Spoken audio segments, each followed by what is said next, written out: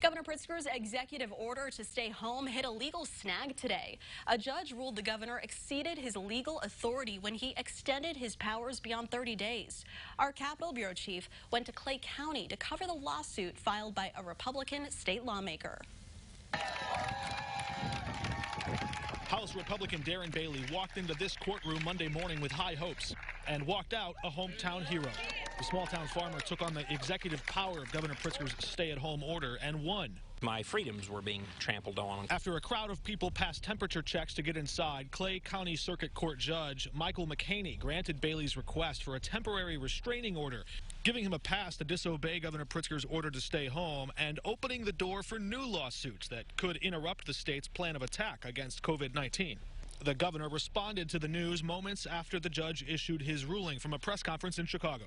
People are in danger as a result of this ruling, of the judge's ruling, of the suit that was brought by Darren Bailey. We certainly are going to act in a swift fashion to try to have this ruling overturned. The judge sided with Bailey's lawyer, who argued the governor violated the U.S. and Illinois constitutions when he extended his emergency powers beyond the 30 days state law allows. What was the disaster on March 9th? It was COVID-19. What was the disaster on April 1st? It was COVID-19. It's the same disaster. A government lawyer representing Pritzker argued the governor can legally declare consecutive disasters, as governors have done in years past. Disasters don't necessarily evaporate on a 30-day time frame. The legislature took that into account when they wrote this law. The judge said Speaker Madigan could easily expand the governor's emergency powers, quote, in a New York minute, and said, quote, every second this executive order is in existence, it violates the Constitution and shreds the Bill of Rights. Court should not read that as a continuing thing. It's one disaster. The 30 days should apply one time.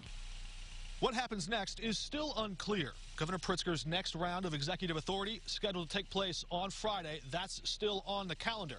Even if the courts step in and restrain the governor's executive authority, his Department of Public Health has entirely legal quarantine power that it could still use. The Pritzker administration, even now, exploring those options to see how they can continue this fight against COVID-19, with or without Governor Pritzker's executive authority. Reporting in Louisville, Mark Maxwell. The court says this ruling only releases Bailey from the governor's executive order, but dozens more are already planning to file similar lawsuits. As of tonight, the Attorney General and Governor already filed a motion to appeal, and they will file their brief tomorrow.